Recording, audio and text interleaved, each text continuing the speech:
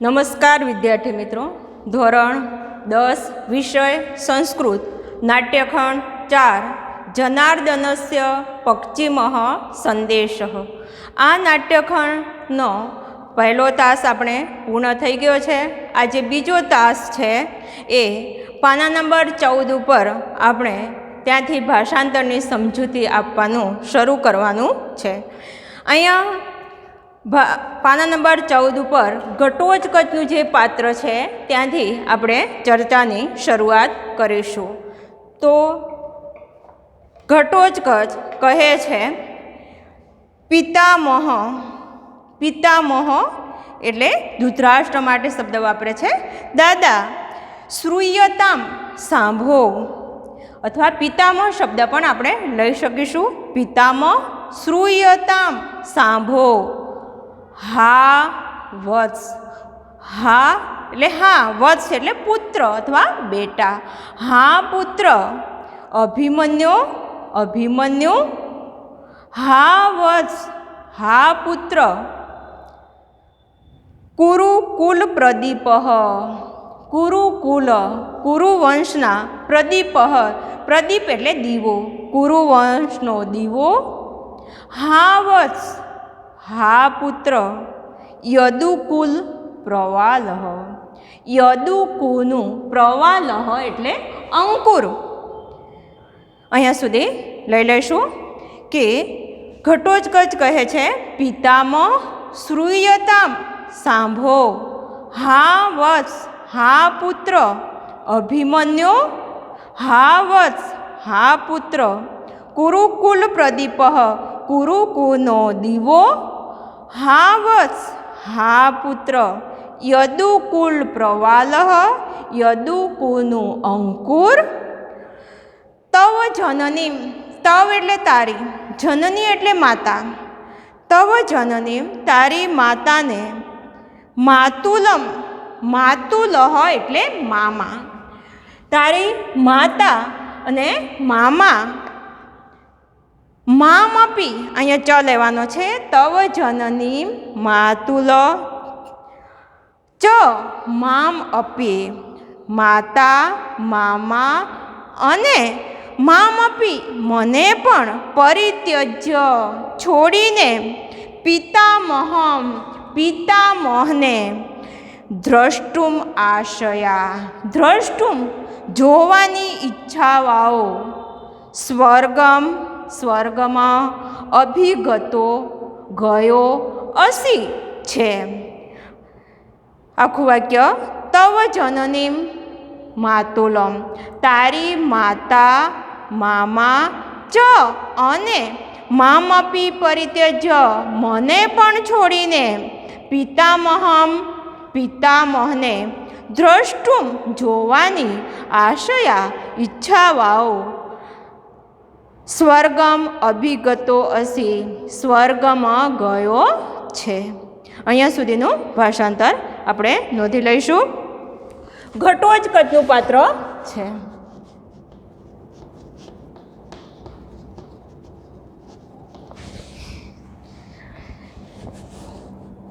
પિતામહ એ શબ્દ લઈશું.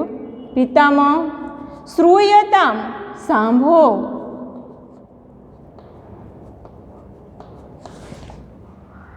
હા વત્સ એટલે કે હા પુત્ર.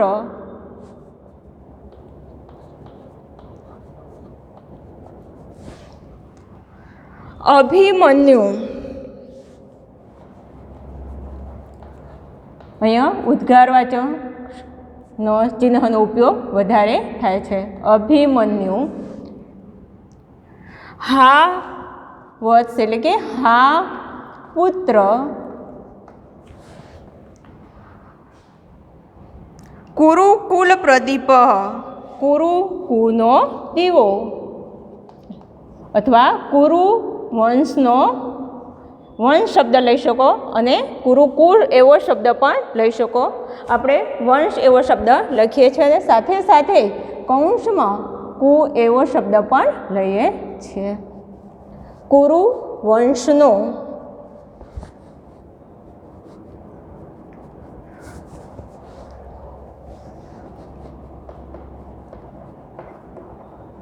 નો દીવો. હા વત્સ, હા પુત્ર. યદુ કુલ પ્રવાલ, યદુ કુળનું અંકુર.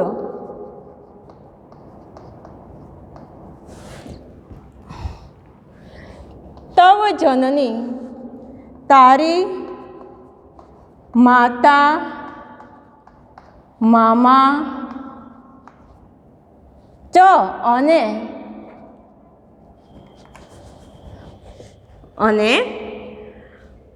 મમ અપી, મને પણ.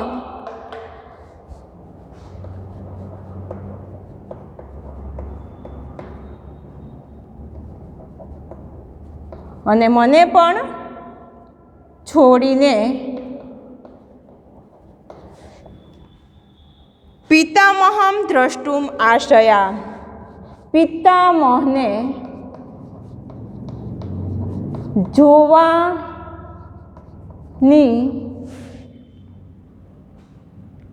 આશાવાઓ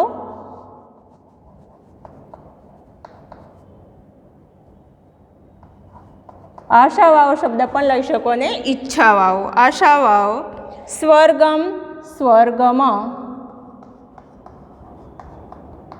ગયો છે.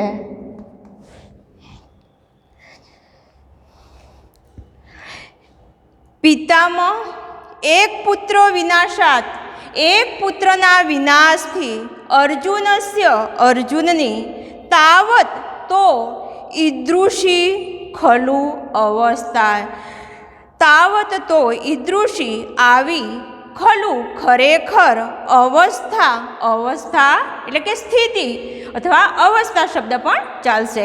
ખરેખર એવી અવસ્થા થઈ છે.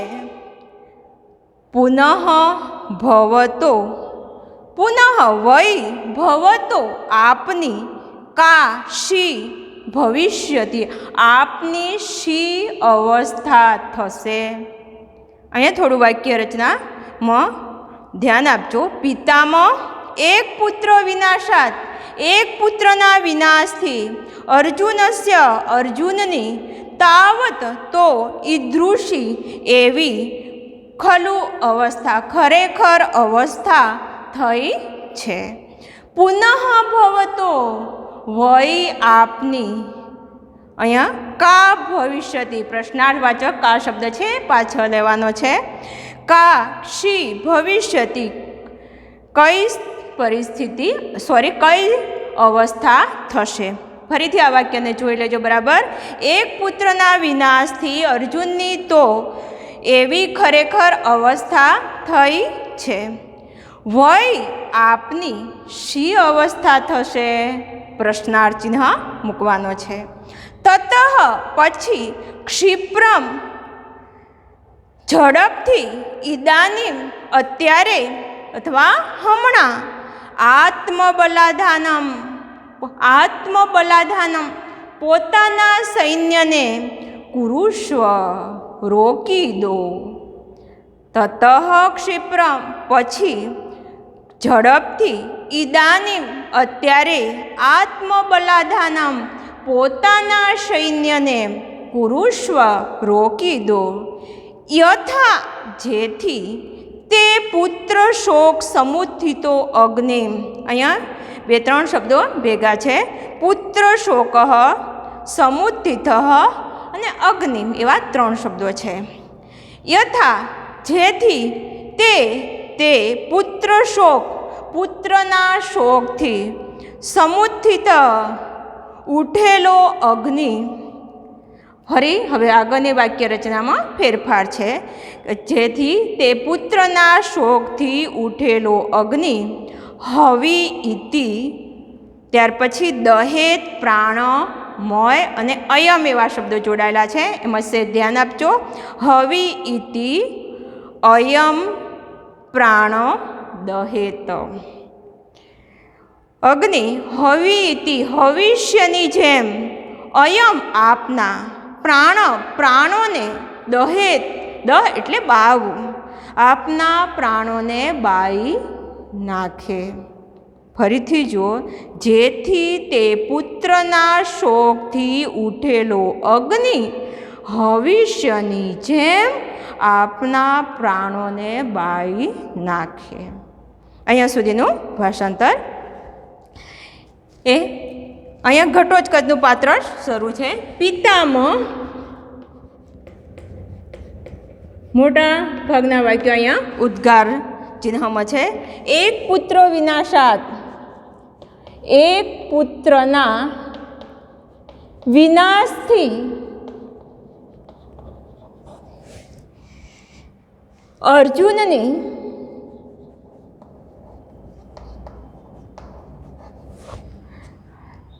તો તેવી ખરેખર અવસ્થા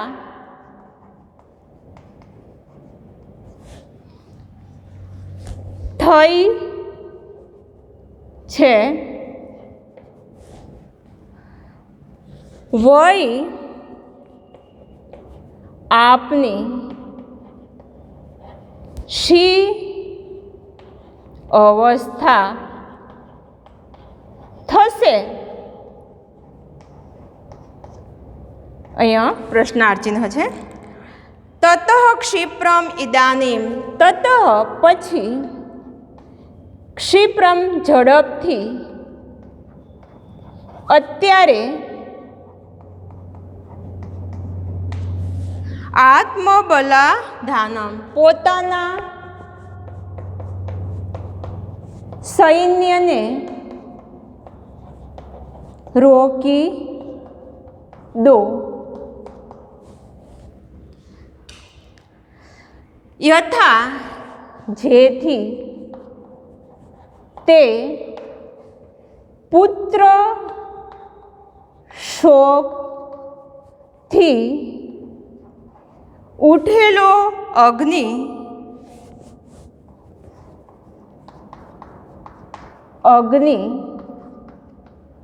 ભવિષ્યની જેમ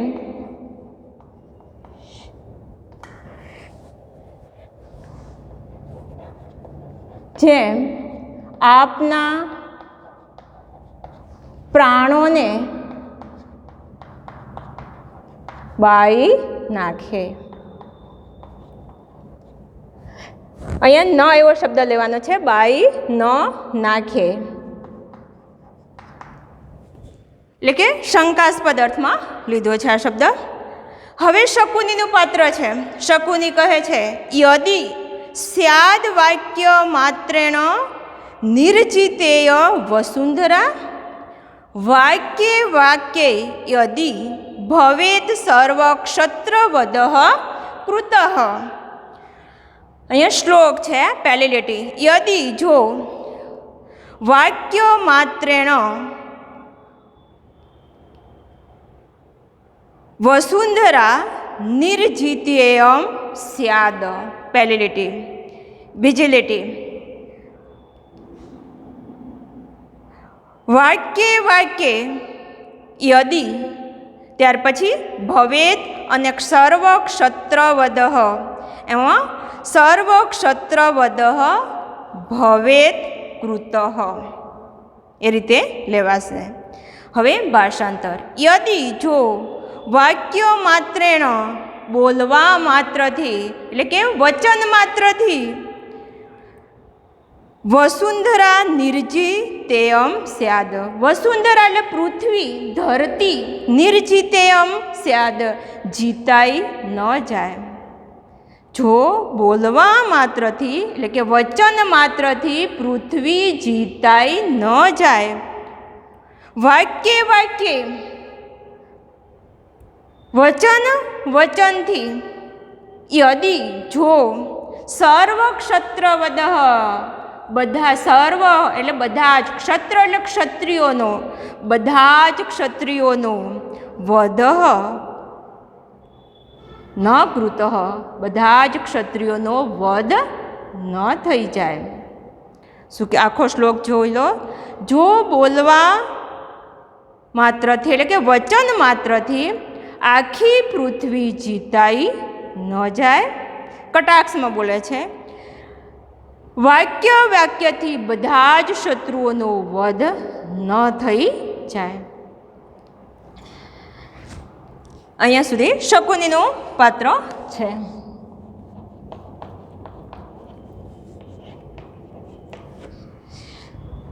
જો વચન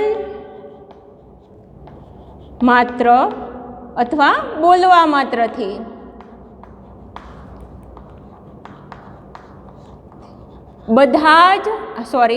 બધી જ પૃથ્વી જીતાઈ ન જાય. વચનથી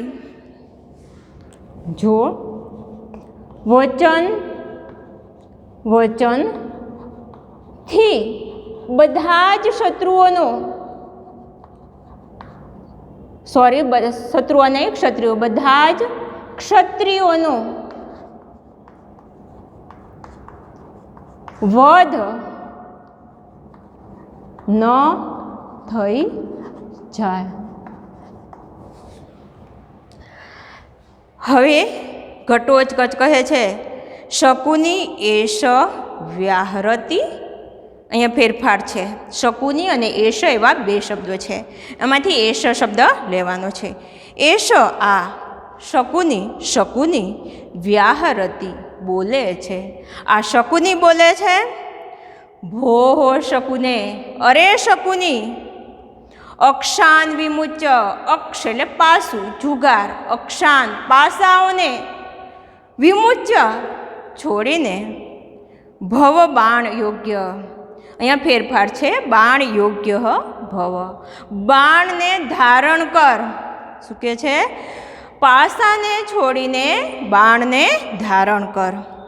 દુર્યોધન, હવે દુર્યોધન એનો ઉત્તર આપે છે ભોહો પ્રકૃતિમ ગતઃ, પ્રકૃતિ એટલે સ્વભાવ, ગતઃ એટલે ગયો, અરે સ્વભાવ પર ગયો. વયમ અમે, અપી પણ, અમે પણ, ખલુ ખરેખર, રૌદ્રહા રુદ્ર રૂપધારી, રાક્ષસો ઉગ્ર સ્વભાવઃ, રાક્ષસો જે કરતા ઉગ્ર સ્વભાવવાળા છીએ. શું કહે છે? વયમ અપી અમે પણ, ખલુ ખરેખર, રૌદ્ર રુદ્ર રૂપધારી, રાક્ષસ ઉગ્ર સ્વભાવઃ રાક્ષસો કરતા ઉગ્ર સ્વભાવવાળા છીએ. અહીંયા સુધીનું ભાષાંતર. હવે ઘટોત્કચનું પાત્ર છે. આ શકુની બોલે છે. ઘટોત્કચ આ શકુની બોલે છે. અરે શકુની, શું કહે છે? અરે શકુની,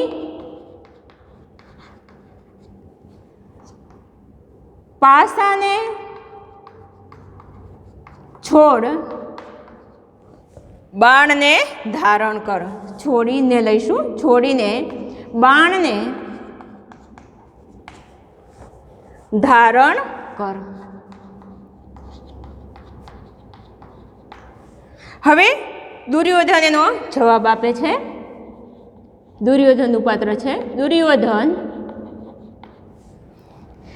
ભોહો પ્રકૃતિમ ગતઃ, અરે સ્વભાવ પર ગયો.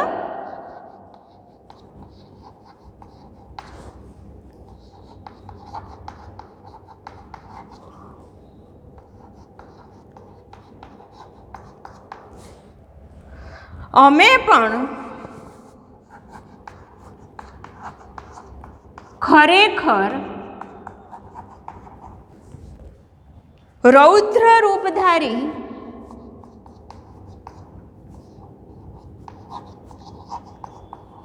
રાક્ષસો કરતા ઉગ્ર સ્વભાવવાળા છીએ.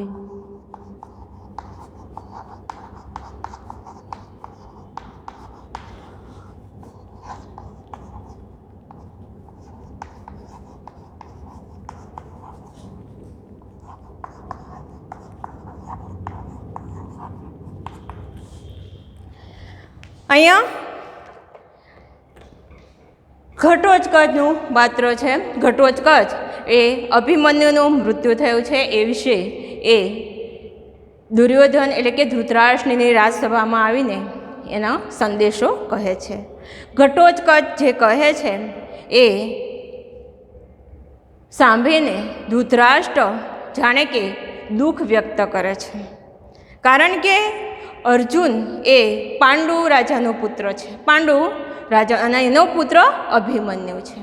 એટલે જાણે કે પોતે દાદા છે એ રીતે શું કહે છે કે યદુકુનો દીવો, યદુકુનું અંકુર, તારી માતા મામા એટલે કે શ્રી કૃષ્ણ અને મને એટલે કે દાદાને પણ છોડીને તું તારા દાદા એટલે કે પાંડુ રાજાને જોવાની ઈચ્છાથી સ્વર્ગમાં ગયો છે. અને જો અર્જુનની એક પુત્રના વિનાશથી આવી સ્થિતિ થઈ છે તો આપણા જે પુત્રો છે એ 100 પુત્રો છે, તો આપના પુત્રોનો વિનાશ થશે પુત્રોનો, ત્યારે આપની શું સ્થિતિ થશે? ઘટોત્કચ આડકતરો સંદેશો ધૃતરાષ્ટ્રને આપે છે. અને તેથી સૈન્યને ઝડપથી અટકાવી દો, અને નહીં તો જેમ અગ્નિમાં જેમ હોમ થાય છે જુદા જુદા દ્રવ્યોનો, તેમ તમારા પ્રાણોને અર્જુન બાળી ન નાખે.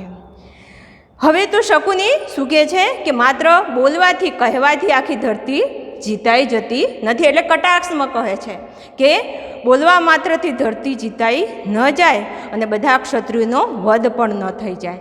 તો ઘટોત્કચ ગુસ્સે થઈ જાય છે અને કહે છે કે આ શકુની બોલે છે. શકુની કે તું જુગારના પાસાને છોડીને બાણને ધારણ કરે, એટલે કે યુદ્ધ ભૂમિ પર લડવા માટે આવ. દુર્યોધન કહે છે, હવે એ પણ ગુસ્સે થઈને કહે છે, ઘટોત્કચનું અપમાન કરે છે કે તું સ્વભાવ પર ગયો, એટલે કે તું એક રાક્ષસીનો પુત્ર છે. હિડિંબા એ રાક્ષસી હતી, ઘટોત્કચની માતા. એટલે કહે છે કે તું તારા રાક્ષસીના સ્વભાવ પર ગયો, પણ અમે પણ એટલા બધા ઉગ્ર રૂપધારી છીએ કે રાક્ષસો કરતાં પણ વધારે ઉગ્ર છીએ. એવો જવાબ આ દુર્યોધન ઘટોત્કચને આપે છે. વિદ્યાર્થી મિત્રો, અહીંયા સુધીનું ભાષાંતરની ચર્ચા આજે આપણે કરી છે. તમારે અહીંયા સુધીનું ભાષાંતર કંઠસ્થ કરવાનું રહેશે. અસ્તુ.